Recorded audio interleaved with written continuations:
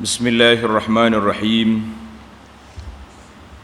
Alhamdulillahi rabbil alamin, wassalatu wassalamu ala rasuli rabbil alamin, nabiyyina wa habibina wa qudwatina Muhammad ibn Abdullah wa ala alihi wa sahbihi wa man walah, amma ba'd.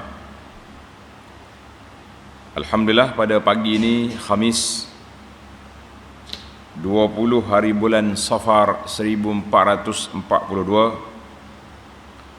bersamaan dengan 8 hari bulan 10 2020, kita dapat mulakan pengajian tafsirul Quran surah Al-Anfal. Surah Al-Anfal, surah yang ke-8 daripada awal Quran, di dalam juzuk yang ke-9. Juzuk yang ke-9. Tafsir kita ini terjemahannya berdasarkan tafsir pimpinan Ar-Rahman yang dikeluar oleh Jabatan Perdana Menteri Malaysia, dan huraiannya daripada At-Tafsirul Munir dan lain-lain tafsir yang dirujuk. Nas'alullah azza wa jalla bi asma'ihil husna wa sifatihil ula.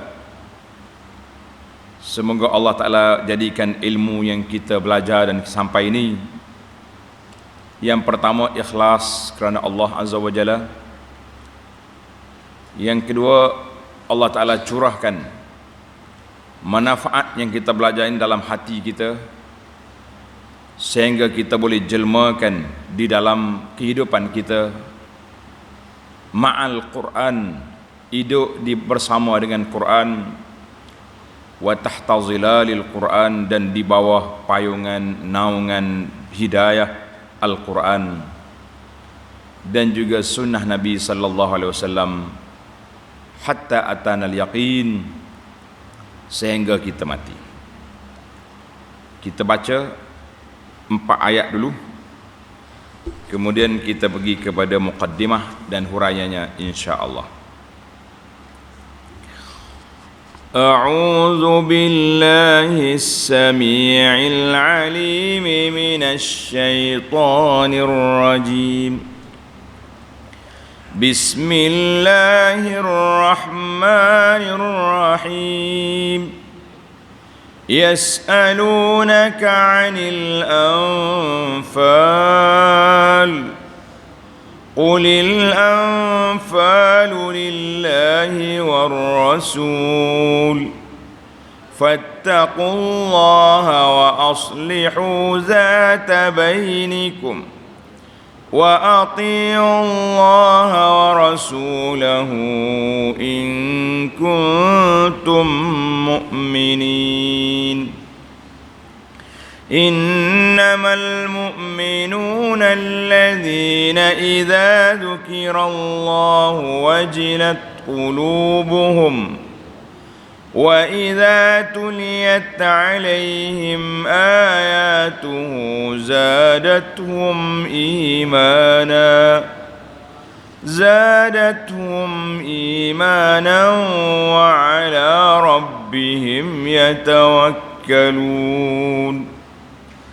الذين يقيمون الصلاة ومما رزقناهم ينفقون أولئك هم المؤمنون حقا لهم درجات عند ربهم ومغفرة ورزق كريم.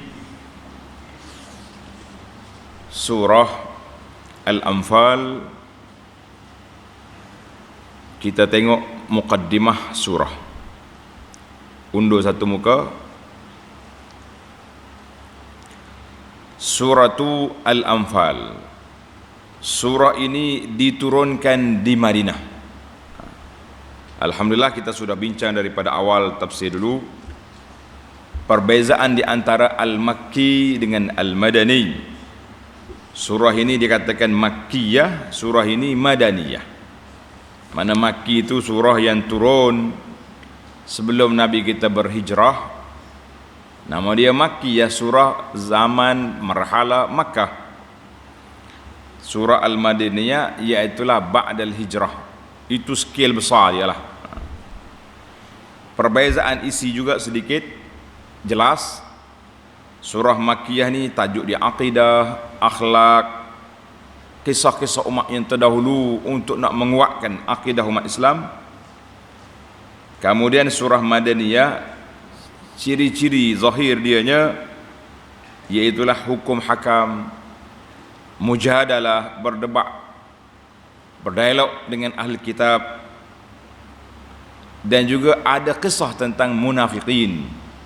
Sebab waktu Nabi kita Madinah tidak ada munafik. Madinah waktu Nabi kita berada di Makkah belum ada munafik. Bila sampai di Madinah sudah mendapat kekuasaan at-tamkin, barulah munculnya si munafik, wal iyazubillah. Maka dalam kaedah suratul Anfal ini ayatnya 75 ayat, 75, nama dia surah Al-Anfal dengan makna harta rampasan perang.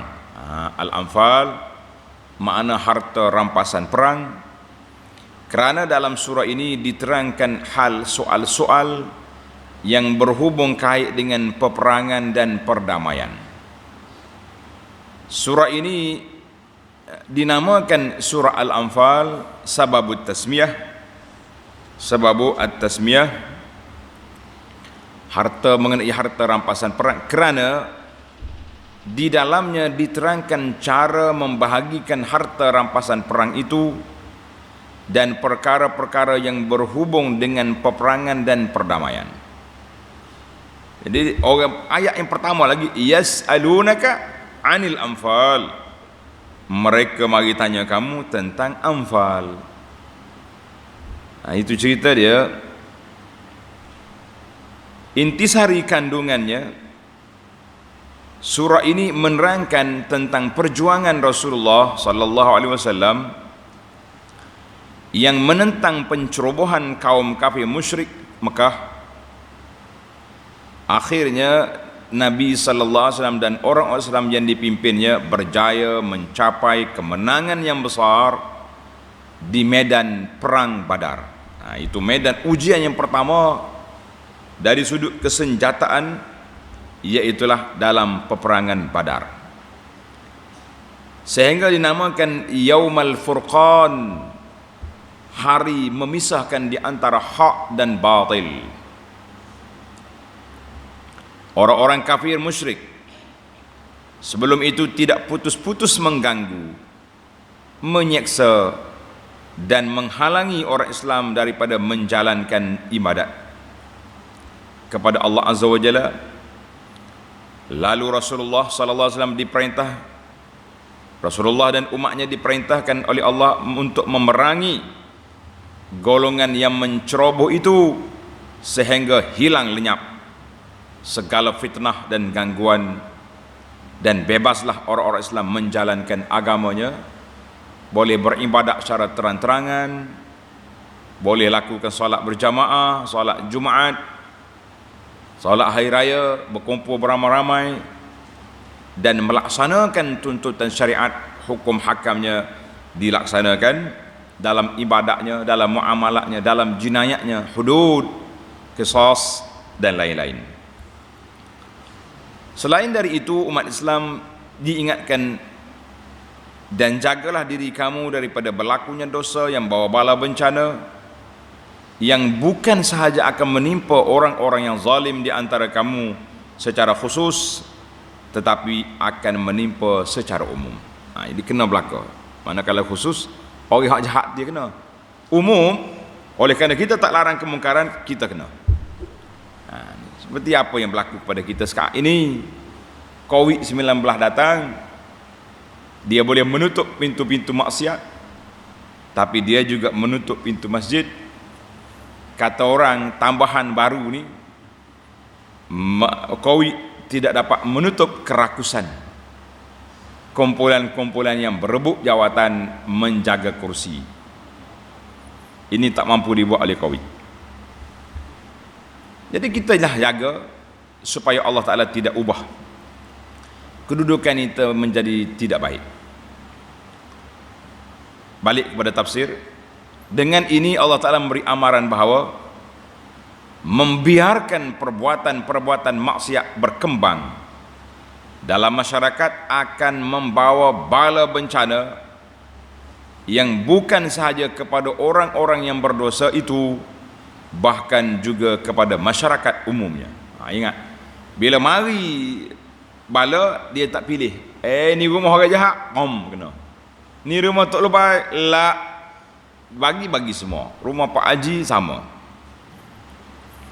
Oleh itu, tiap-tiap seorang bukan sahaja diwajibkan menjauhkan diri dari perbuatan yang dilarang, tetapi berkewajiban juga mencegah perbuatan itu daripada merebak dalam masyarakat. Jangan kita duduk segak.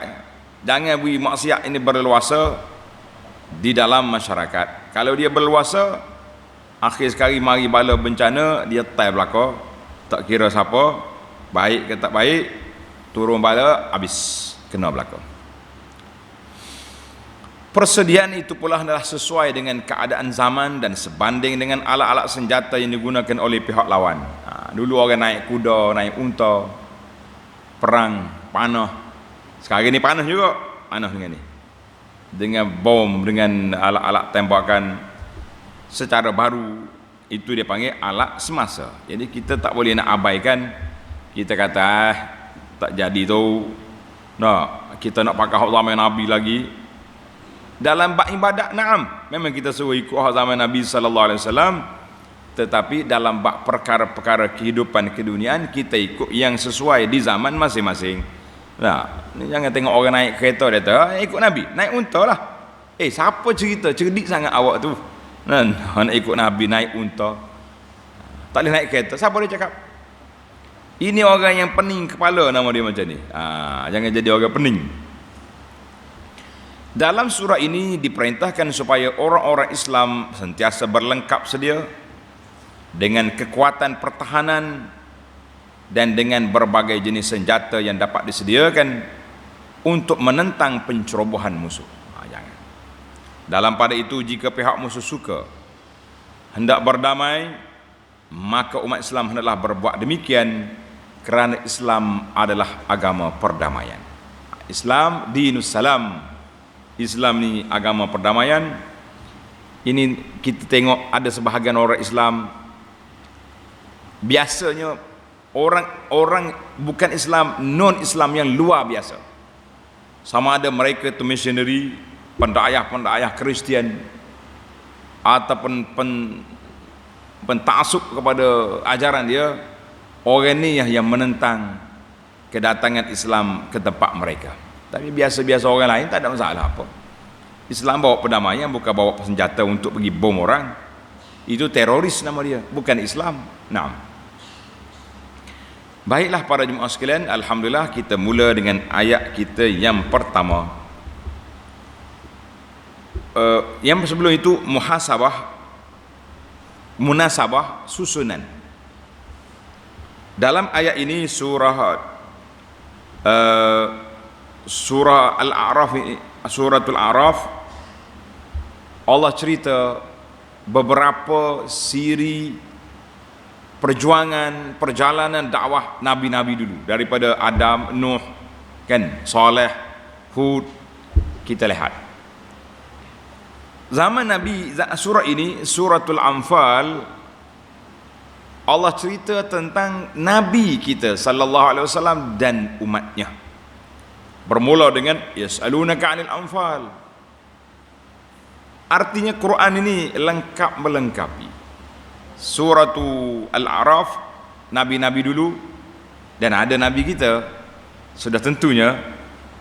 Tapi Al-Anfal ini fokus awal selama sebanyak 75 ayat. Tanda suratul Anfal, ayatnya 75 ayat ini kebanyakannya mencerita tentang Nabi sallallahu alaihi wasallam dan dakwah bersama dengan umatnya.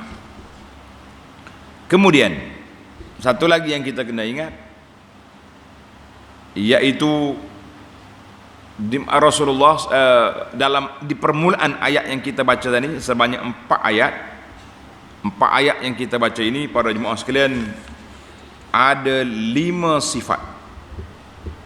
Ada 5 sifat Allah Ta'ala tunjukkan, hidayahkan kepada kita, para jemaah sekalian, yaitu sifat-sifat al-muttaqin, sifat orang mukmin yang sebenar.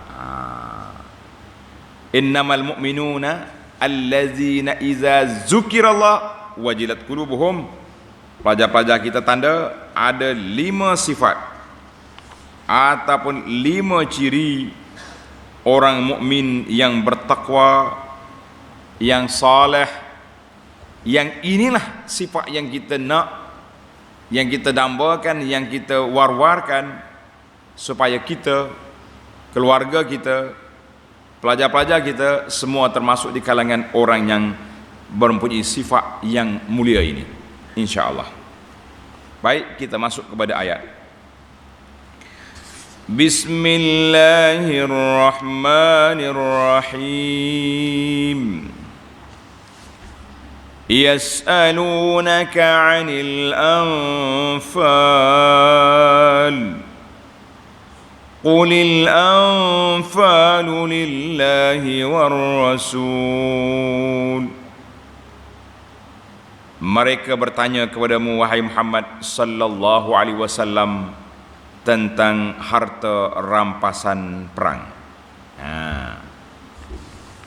Jadi orang Islam mari tanya Nabi sallallahu alaihi wasallam tentang harta rampasan perang ini. Tanda pelajar secara khususnya, spesifiknya, iaitulah tentang ghanaim Badar, harta rampasan yang diambil daripada Quraisy dalam peperangan Badar. Mana peristiwa ini yang pertama sekali, di situ soalannya, pokok ceritanya.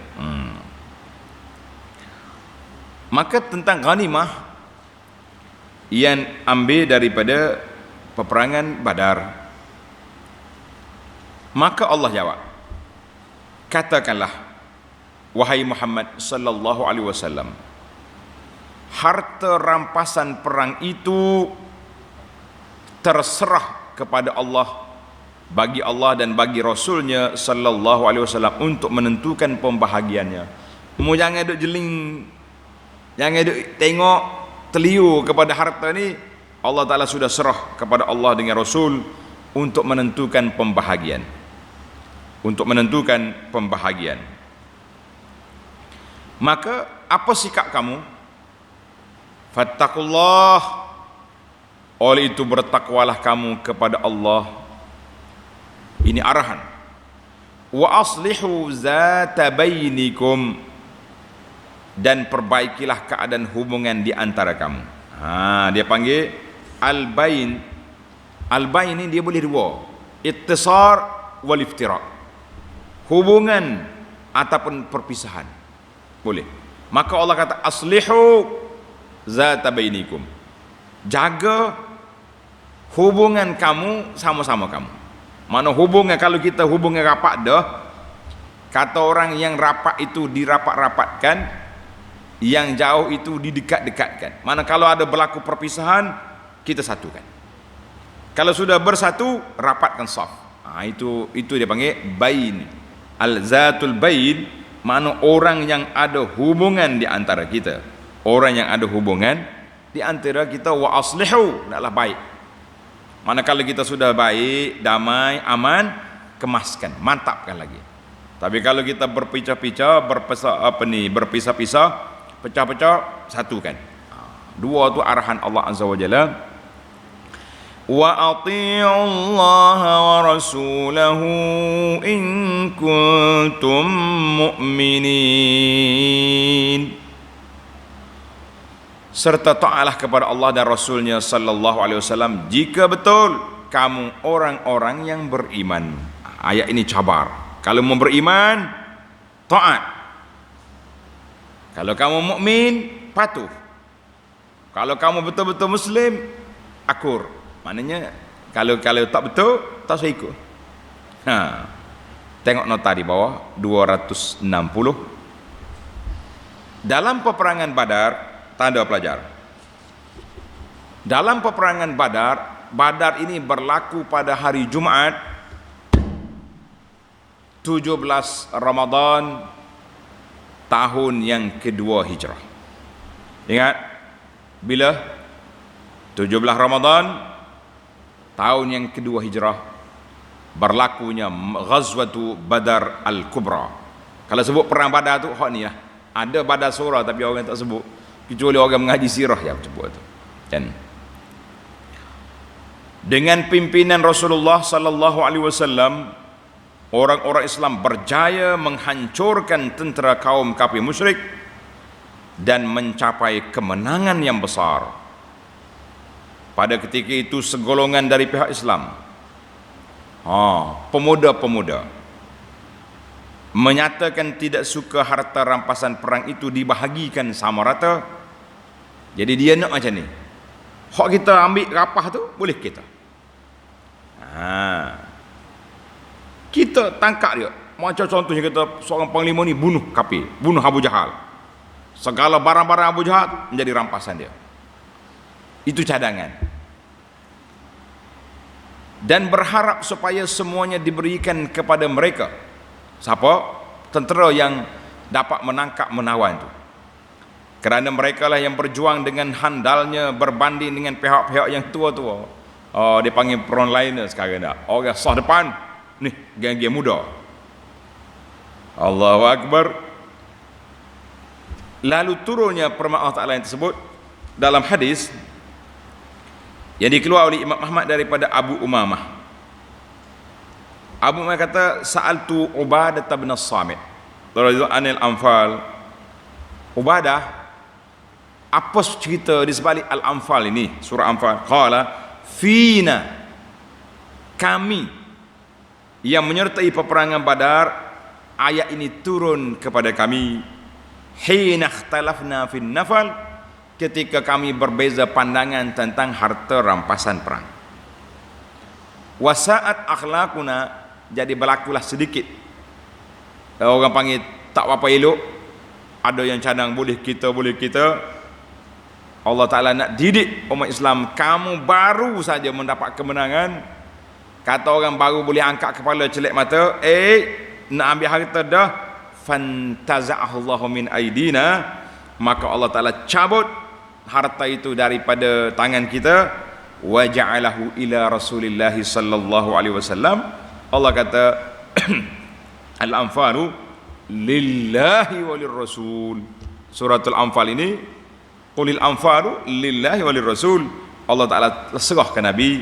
Faqasamahu Rasulullah sallallahu alaihi wasallam alal muslimin, maka Nabi kita bagi semua orang Islam sama. Jangan dia kata, saya rampah ni banyak ni, penuh kira tangan dia.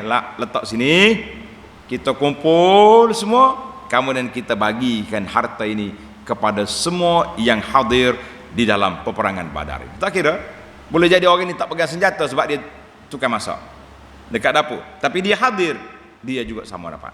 Tak ada macam tu. Kita ditugaskan supaya memasak, kita ditugaskan mengawal, maknanya kita tidak menyerang. Tapi kalau menang, itu dia panggil pasukan. Kalau contoh, kalau orang main bola dah, hak menang siapa? Penyumbang gol. Habis hak duduk jaga, tak, dia ni duduk jauh, mana boleh.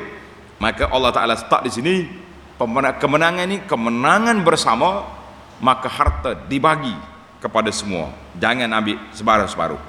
Masya Allah, tabarakallah. Itulah soalan yas'alunaka anil anfal.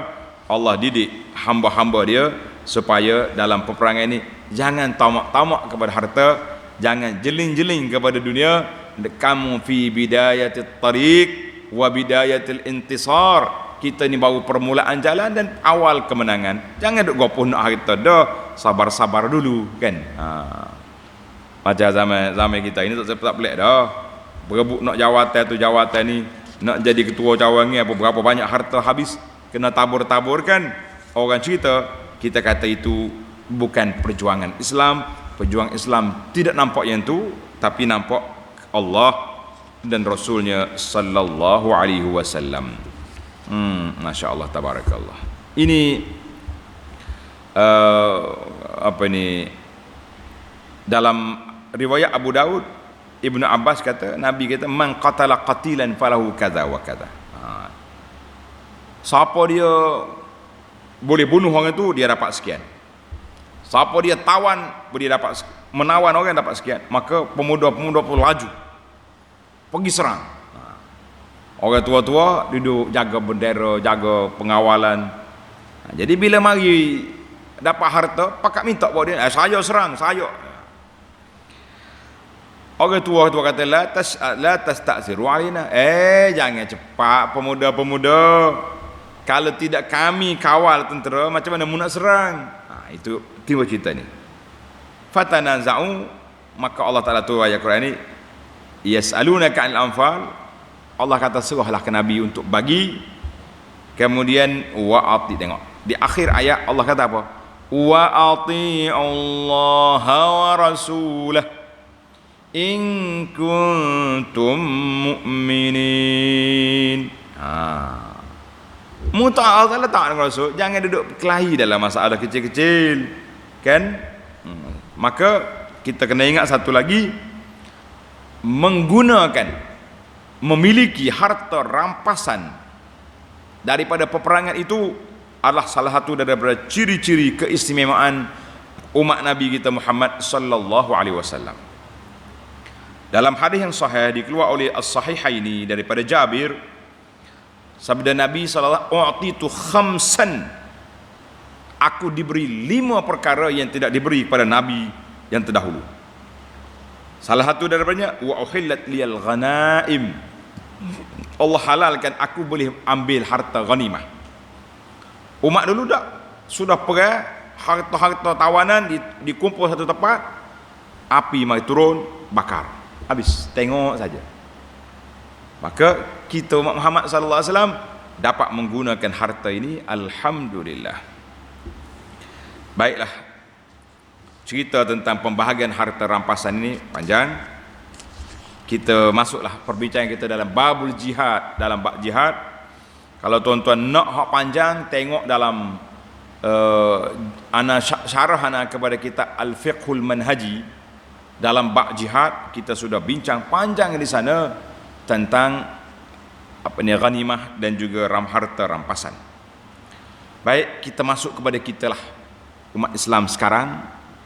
Ada 5 ciri-ciri, 5 sifat keistimewaan yang perlu ada sebagai seorang muslim mukmin yang hakiki, yang mempunyai jati diri keislamannya, bukan mukmin ataupun muslim ikut-ikutan.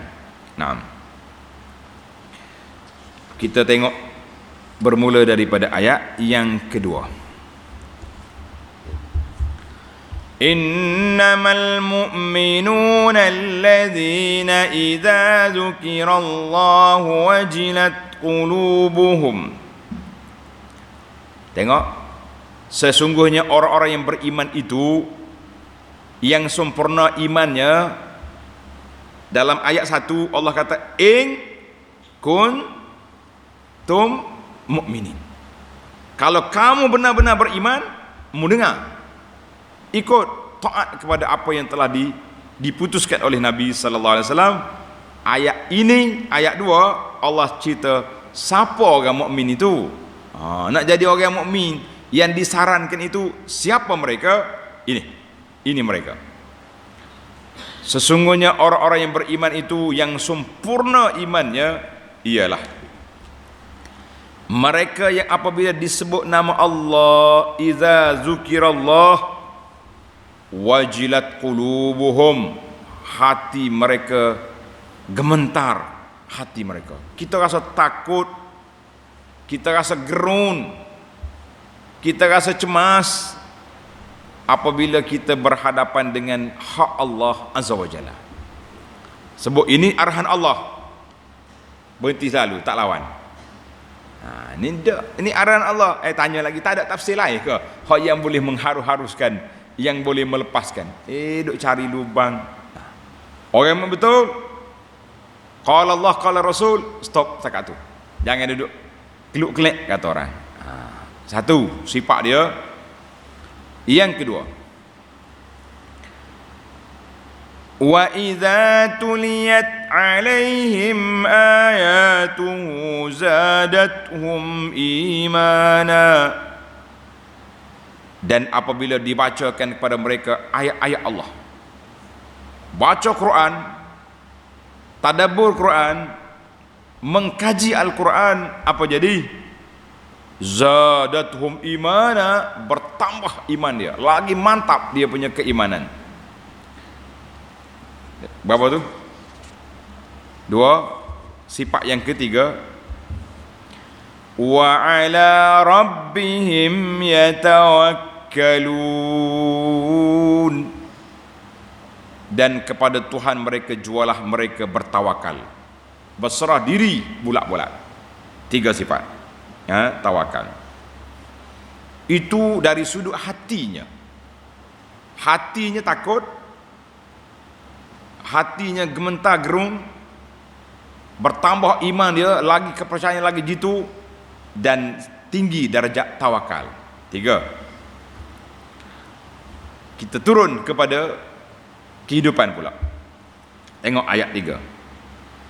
Allazina yuqimunas salah. Ini sifat yang keempat, iaitu orang mukmin itu orang-orang yang mendirikan salat dengan sepenuhnya, dengan sebenarnya. Salat ni bukan sakat solat gitu je, kemudian tak tahu apa. Salat yang sebenar, salat yang hakiki, iaitu memenuhi kriteria salat, syaratnya, rukunnya, segala sunatnya dilakukan. Yang kelima, Allah nak cabut harta kita menjadi harta orang lain. Wa mimma razaqnahum yunfiqun. Sifat yang kelima, dan yang mendermakan sebahagian dari apa yang kami kurniakan kepada mereka. Orang betul-betul beriman, tangan dia cepat terbuka. Ini tabung musaadah. Untuk apa? Untuk bantu pelajar-pelajar Zaub masuk. Ini tabung untuk buat pembangunan wakaf, buka tangan. Ini dipanggil ciri 5 sifat orang-orang yang beriman, yang benar-benar di dalam permulaan suratul Anfal ini. Banyak lagi lah sifat lain, tapi dalam ayat ini Allah letak berapa? 5, lengkap. Hati, anggota, harta. Kalau tidak, tak komprehensif kita punya dakwah. Maknanya 3 komponen ni ada belakang. Hati kita tunduk, anggota kita tunduk, harta kita tunduk kepada Allah Azza wa Jalla. Kalau membuat 5 ini, apa yang kamu dapat? Masya Allah. Tengok ayat yang keempat. Ulaika humul mu'minuna haqqa. Mereka lah orang-orang yang beriman dengan sebenarnya. Allahu Akbar. Orang betul-betul beriman satu tingkat lah. Orang yang beriman banyak tingkat. Darajat. Lahum darajatun 'inda rabbihim. Mereka akan mendapat pangkat-pangkat, darjat-darjat, level yang tinggi di sisi Tuhan mereka. Ada orang yang darjat 1, ada orang, Masya Allah, surga itu berbeza. Jannatul adnin, jannatul ma'wa, jannatul firdaus, kan? Ada tingkat. Wa maghfiratun wa rizqun karim. Allah, darajat, dan mereka mendapat keampunan Allah serta limpah kurnia yang sangat mulia. Dia panggil syurga Allah Azza wa Jalla. Kita sudah tadabbur dalam siri yang lepas, kenapa Allah kata rizqun karim. Orang yang masuk dalam syurga, rezeki dia karim. Rezeki nikmat daripada Allah yang maha pemurah, yang maha mulia. Dia tak bagi. Kita ni berbeza di antara kita pergi makan di kedai restoran dengan kita pergi makan di rumah orang menjadi tetamu. Beza tak beza? Beza. Di restoran nak apa?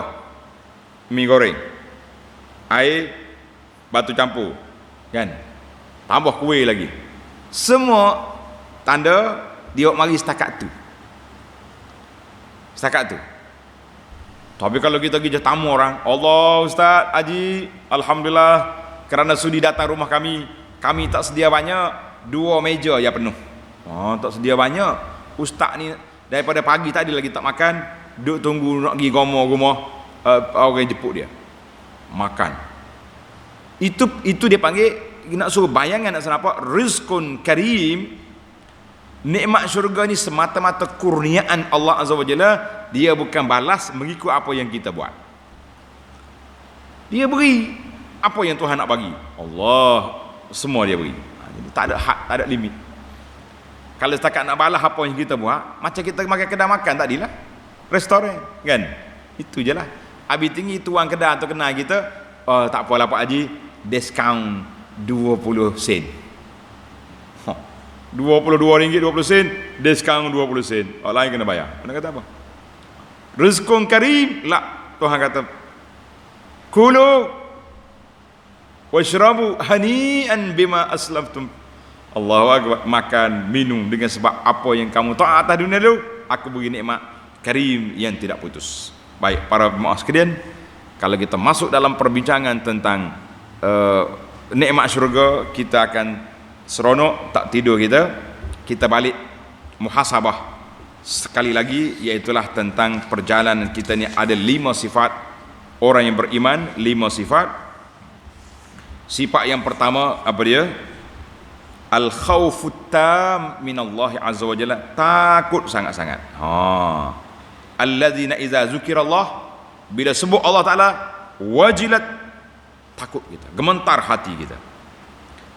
Gemetar hati ini tanda orang beriman. Ini kalau orang tak dengar Tuhan suruh, biasa tu. Duk cakap bab agama seumur bila nak maju. Ni orang hak tak apa hikmah. Yang kedua, ziyadatul iman. Iman kita meningkat dengan kita baca Quran, kita tadabbur Quran, kita faham Quran, insya-Allah iman kita akan naik. Iman akan naik. Kata di para ulama, seorang laki-laki mari tanya Al-Imam Al-Hasan Al-Basri. Dia kata, ya Aba Sa'id, amu'minun anta? Mu orang beriman? Qala na'am. Dia kata, al-imanu imanan. Tanda ni, ini penting. Iman itu ada 2 kategori. Iman berapa kategori? Ada 2 kategori. Dia kata iman, beriman kepada Allah, malaikat, kitab, rasul, hari akhirat, qada, qadar, kan? Itu tanda kita beriman secara rasminya. Tapi ada satu lagi iman yang Allah Ta'ala sebut dalam surah Al-Anfal ini, alladzina iza zukirallahu wajilat qulubuhum wa iza tuliyat alaihim ayatu zadatuhum imana. Bila baca ayat Quran gementar, tingkap. Kata Hasan Basri, aku tak tahu adakah aku termasuk dalam ciri yang beriman seperti yang kedua ini. Yang pertama, sah, aku beriman kepada Allah Ta'ala dengan rukun iman yang 6, tapi tingkatan iman yang disebut tadi aku tak tahu. Kita ini pun muhasabah kita lah. Kita beriman dah, tetapi adakah iman kita semantap itu? Setiap kali baca Quran takut, setiap kali kita baca Quran kita gementar, kita pun tak tahu. Baik, itu yang pertama. Yang ketiga, sifat yang ketiga, at-tawakkul 'ala Allah. Sifat yang ketiga iaitulah bertakwalah kepada Allah, bertawakal pada Allah Ta'ala. Kita yakin Allah Ta'ala akan bantu, akan tolong kita dengan sebab kita taat kepada Allah Azza wa Jalla. Sifat itu sifat hati. Sifat yang keempat, iqamatus salah, mendirikan salat. Ini sifat amalan zahir, termasuklah puasa, salat, puasa, kena duduk sekali itu. Yang kelima, al-infaq, memberi nafkah fi sabilillah. Beri nafkah fi sabilillah, makna kata yang pertama sekali nafkah iaitu zakat. Adakah kita keluar zakat? Yang kedua, nafkah kepada diri kita dan juga orang di bawah tanggungan kita. Adakah kita menjalankan tugas? Kemudian yang ketiga hak sunat, sedekah pada orang itu, sedekah pada orang ini, itu sunat untuk kita semua.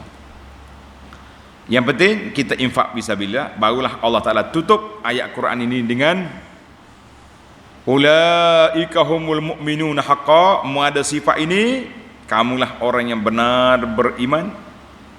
Lahum darajat, bagi orang beriman ada beberapa tingkatan, dia punya tingkat. Tanda dalam hadis yang diriwayat oleh Imam Bukhari dan Muslim, sabda Nabi sallallahu alaihi wasallam, inna ahla illiyin, orang duduk di syurga yang tinggi, orang bawah nampak dia, oi comelnya hak dia. Sebagaimana kamu nampak bintang-bintang di langit. Qalu ya Rasulullah tilka manazilul anbiya. Sahabat tanya, Rasulullah, tuh hak duduk di syurga hak tinggi, nu illiyin, nabi-nabi juga tu, orang lain tak boleh masuk?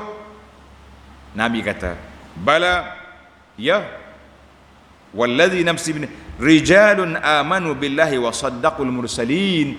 Nabi dan juga orang-orang yang beriman dengan Allah dan mengikut ajaran Rasul-Rasul, mereka juga boleh naik taraf, naik ke atas. Masya Allah, tabarakallah.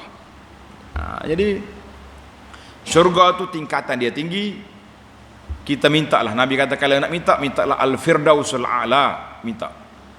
Kalau tidak, kita minta Allah Ta'ala masuk syurga kita pun alhamdulillah, jauh daripada neraka. Itu pun sangat syukur kita kepada Allah Azza wa Jalla. Kesimpulannya, ayat Quran ini, apabila sahabat berbeza pandangan tentang harta nak gimana, maka Allah Ta'ala cabut daripada mereka, letak kepada Allah dengan Rasul. Karena itu kata di ulama, bukan semua benda khilaf itu tak baik. Ada kalanya khilaf itu pergi kepada kebaikan. Sebab bila serah kepada Allah, maka harta itu jadi terbahagilah kepada keseluruhan yang hadir peperangan dapat. Yang kedua, para sahabat sangat suka, semangat bertanyakan Nabi SAW tentang perkara agama. Jadi kita pun kena semangat juga bertanya, belajar dengan ustaz-ustaz kita. Kan? Yang ketiga, Allah Ta'ala menjadikan sumber perundangan Islam ini kepada Quran dan kepada sunnah Nabi sallallahu alaihi wasallam. Yang keempat, baiknya kumpulan orang Islam itu, kuatnya, mulianya umat itu apabila mereka takwa kepada Allah Ta'ala kepada ketika terang dan nyata, sembunyi, dan islahu zatul bain, mendamaikan di antara semua orang. Kita nak cari orang damai lah payah. Asyik duk berkelahi, asyik duk cari bilangan, asyik duk goyang kerusi, macam-macam, asyik duk kutuk. Jadi nasihat saya lah kepada pengutuk-pengutuk di Facebook dan lain-lain, pada-padalah kita semua akan mati. Hak dunia ni sekejap je kita dapat. Yang kelima, siapa dia taat pada Allah Ta'ala, itulah buah kesan iman dalam jiwa. Kan? Jadi kemudian di antara sifat orang mukmin, alhamdulillah 5 sifat yang telah digariskan oleh Allah dalam ayat ini. Alhamdulillah, insya-Allah dalam siri yang akan datang kita akan masuk ayat yang kelima, iaitu tentang peperangan yang berlaku di antara Nabi dengan Quraisy di Badar. Insya-Allah, subhanakallahumma bihamdika asyhadu an la ilaha illa anta astaghfiruka wa atubu ilaik. Wa sallallahu ala nabiyyina Muhammad wa ala alihi wa sahbihi ajma'in walhamdulillahi rabbil alamin.